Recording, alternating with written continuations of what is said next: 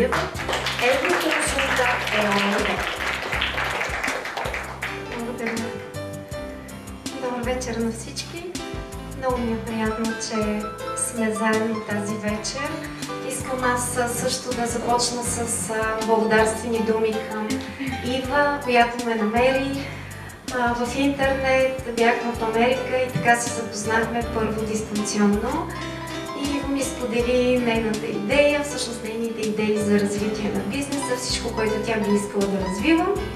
И така решихме да работим заедно. Ива, благодаря много за поканата, да съм лектор тази вечер, да участвам в дамския клуб.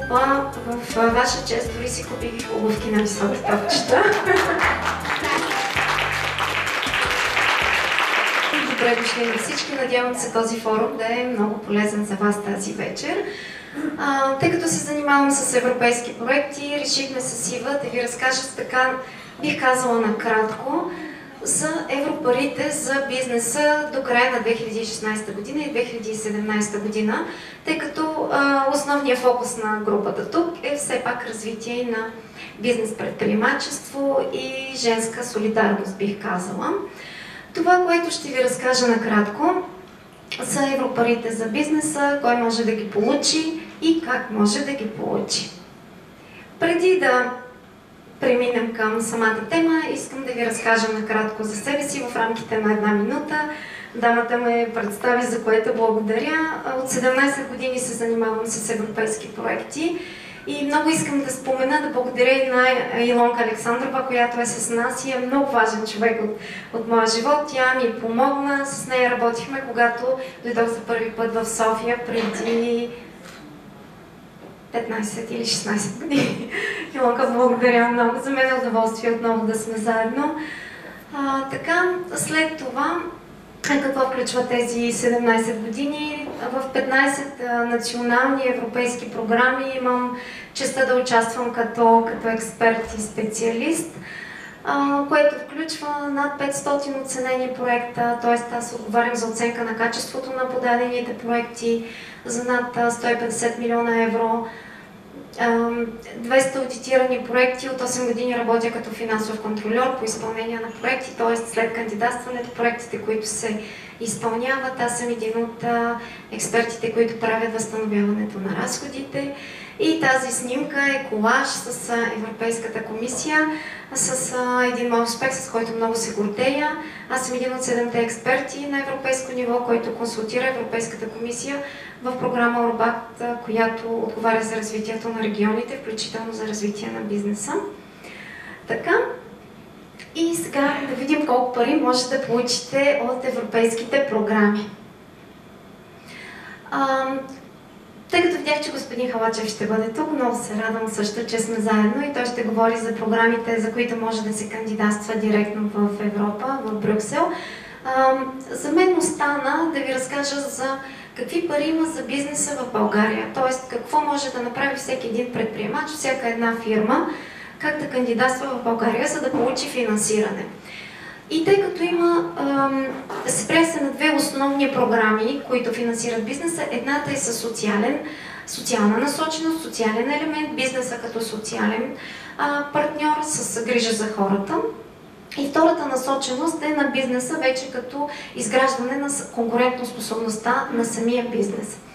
По отношение на първата тема за бизнеса като социален партньор. Въпросът е как да похарчим до края на годината и може би до половината на следващата година 245 милиона лева. Сега ще ви кажа за какво.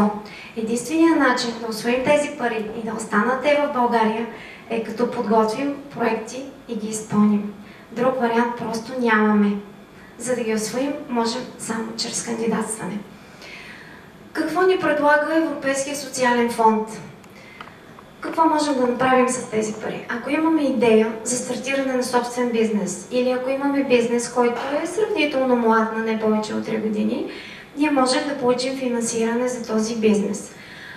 Също така, за да бъдат условията по-добри във фирмите, Европа ни дава пари за безопасни условия на труд, мерки за заетост, квалификация на работната сила и социално предприемачество. Сега с по няколко думи за всеки един от тези елементи. След така.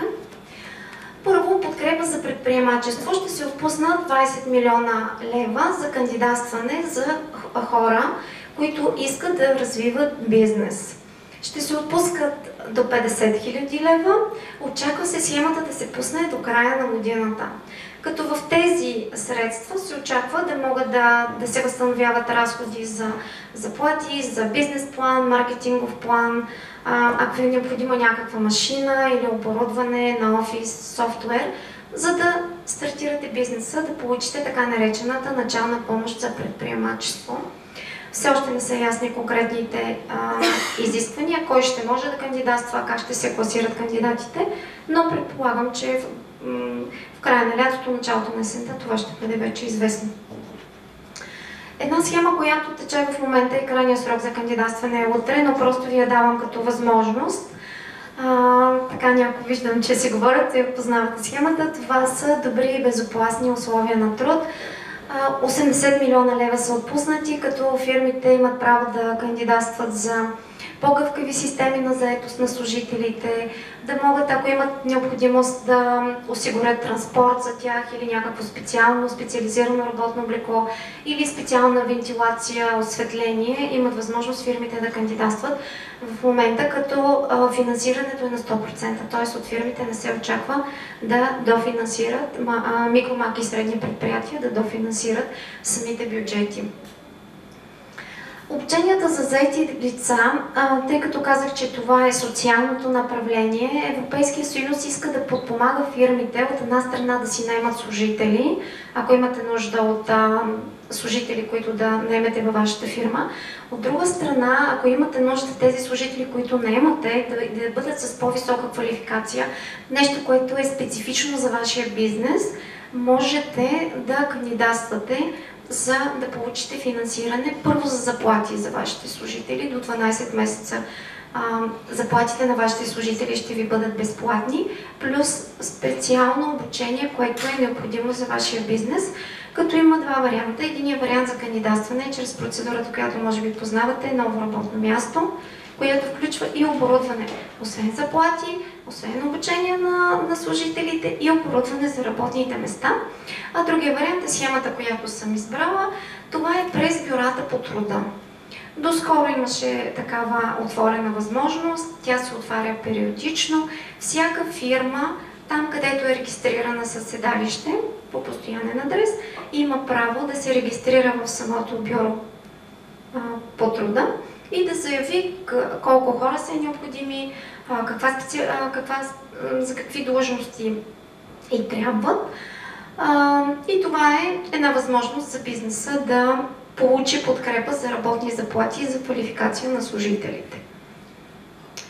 Също така ще се отпуснат 15 милиона лева за развитие на социалното предприемачество. Това означава, че във фирмите ще се получава финансиране, когато се наемат хора с някакви проблеми. Ще може да се включи психологическо консултиране, различни групови терапии, за да могат хората да бъдат интегрирани в работния процес и, разбира се, ако е необходимо, да се осигурят условия, които са подходящи за хората, които са в неравностойно положение. Тази програма позволява българския бизнес да работи с партньори от чужбина по линия на транснационални и дунавски партньорства. 20 милиона лева ще се отпуснат, подобно на това, което току-що разказа и господин Халачев, но разликата е, че тук ще се изисква много по-малко партньорство. Например, ще е достатъчно, ако вие като фирма си изберете сходна фирма, например от Белгия или Франция, няма значение откъде, ще бъде достатъчно дори и само две представители на две държави да участват. Като идеята на това финансиране е да се свързват предприемачите от различните страни на Европа и да си обменят добри практики. Да се види, например, ако сте в сектора на производството или на някакъв вид бизнес услуги, да пътувате в друга държава и да видите по какъв начин там този бизнес работи, какви са условията и да си изградите партньорство. Например, вие можете чрез това партньорство да разширите своя бизнес и в други държави. Така, Това бяха основните възможности, по които могат да бъдат усвоени тези 245 милиона лева. Подкрепа за стартиране на предприемачество 50 хиляди лева, специфичните условия за заетите, специфичните обучения за заетите лица през бюрата по труда с заплатите, добри и безопасни условия на труд, казахме гъвкавото работно време и транспорта и системите за управление на човешките ресурси, развитие на социалното предприемачество, включване на повече хора от неравностойни групи, включително жени, които по някакъв начин са останали извън пазара на труда, или жени от по-маргинализирани групи или общности, селски райони и така нататък. И транснационалните партньорства, ако желаете да си сътрудничите с бизнеси от други държави. Другото направление, за което искам да ви разкажа, е по какъв начин Европа подпомага българските фирми, за да станат конкурентни, да бъдат конкурентен партньор. Тук вече грижата е към самия бизнес. Другото направление беше грижата към хората, сега вече е грижата към бизнеса. Тук имаме за задача да похарчим 235 милиона евро. Виждате колко много пари са планирани от нашата държава, колко различни програми са разписани и възможности. Наш ангажимент е на всички, като предприемачи, като неправителствени организации, като бизнес клубове, като общини, да създадем проекти, да направим анализ на своите нужди, на своите идеи, да ги превърнем в проекти, да намерим най-подходящите програми и да останат тези средства в България. Защото ние всяка година имаме отчисления, вноска в европейския бюджет, срещу която получаваме около 16 милиарда и половина евро имаме да похарчим до 2020 година. И тези пари, те няма да ни бъдат подарени, нито ще ни бъдат дадени. Принципа на европейските средства е принципа на възстановяването. Тоест, ако искаме да получим тези пари, ние трябва така да се мобилизираме, да можем да ги усвоим, да можем да ги похарчим и в най-добрия случай с аванс и на траншове да ги получим обратно като възстановяване. По отношение на бизнеса, 4 основни направления се финансират тази година. Иновации, както каза и господин Халачев, изключително приоритетно направление. Клъстери, след малко ще ви кажа по няколко думи за всяко от тях. Управленски капацитет за предприятията и енергийна ефективност. За иновациите минаха 2 схеми, може би сте запознати. Например, вие имате идея да създадете някакъв нов продукт или нова платформа или някаква нова машинка, която смятате, че ще е много полезна за хората или за бизнеса. Едното направление е Европа отпуска средства да си съберете екип специализиран, който да разработи тази иновация. А второто направление, ако вече сте открили регистрирана иновация, нещо ново, което ви харесва, искате да закупите правата за него, да започнете да го произвеждате и да го продавате. Като за разработване на иновации можеха да кандидатстват и абсолютно новосъздадени фирми, вчера, които можеха да бъдат създадени. Развитие на кластери. Това е схема, която ще я пуснат съвсем скоро. Искам да ви обърна внимание, че клъстер означава обединение на фирми, обединение на физически или на юридически лица. Като може да са, в това обединение може да има неправителствени организации, може да има общини, може да има фирми, може да има единични физически лица.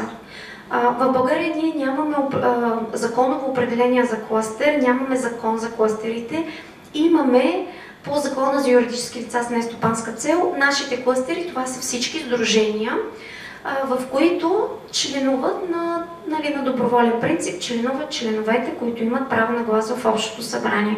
Както е, например, Обединени бизнес клубове на господин Халачев и може би Ива ще направи от този бизнес клуб, ще го направим като сдружение, за да може всички ние да бъдем членове.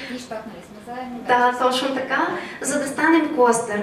За какво се отпускат парите за тези клъстери, тези 20 милиона лева, които сега ще отпуснат, казах съвсем скоро, ще се отпускат пари за новосъздадени клъстери и за вече за организации, които имат повече опит. Като в зависимост от това дали сме новосъздадени, с по-малко или с повече опит, бюджета, за който ще можем да кандидатстваме, ще има различни размери. Това все още не е ясно. Съвсем скоро ще стане ясно. Самите разходи, които ще можем да финансираме, е изграждане на сдружението като заплати, офис, оборудване и дейности за пътуване и създаване на връзки с други такива обединения от Европа. Тоест, когато има конференции или панаири, които са свързани с предприемачество или различни форуми, на които се събират много фирми, в бюджета ние можем да заложим всички разходи по пътуване на нашето сдружение, да си направим каталог, да представим всички фирми, които членуват в клуба, да имаме рекламни материали, маркетингова стратегия и така нататък. Така че ако ние искаме да развиваме клуба в тази посока, тази схема за развитието на кластерите, това финансиране ще е много подходящо. Така.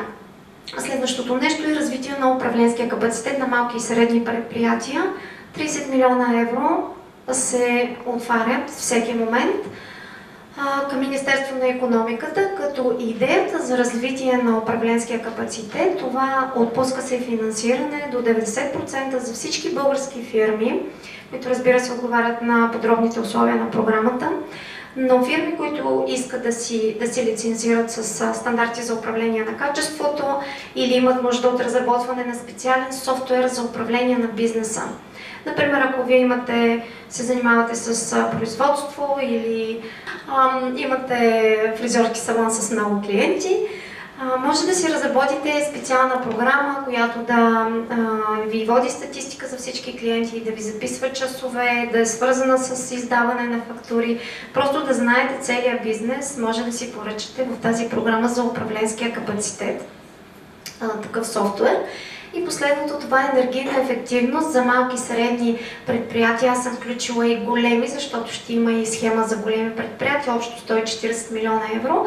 Това ще бъдат мерки за подобряване на енергийната ефективност в офисите, в бизнес градите, в производствата, смяна на дограма, нови инсталации, соларни панели, всичко, енергийни одити, всичко, което е свързано с това всеки месец бизнеса да плаща по-малко разходи за електроенергия.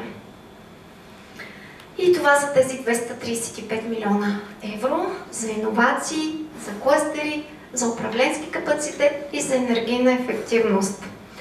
Така, и сега, какъв е правилният избор за вас? Дали успяхте да намерите себе си някъде в тези възможности за финансиране? Това, което аз мога да ви предложа като консултант, това, което правя с моите клиенти, ние се срещаме на консултация, като предварително правим анализ и проучване на нуждите на всеки един клиент, идентифицираме каква е бизнес идеята, виждаме какъв е статута на самия клиент. Обичам да казвам, както когато отидете на лекар, лекарът не ви предписва рецептата от вратата, първо пълна кръвна картина и така нататък, за да може да ви даде най-подходящата рецепта за вас. Да благодарим на госпожа Таня Илиева. Мисля, че беше много добре.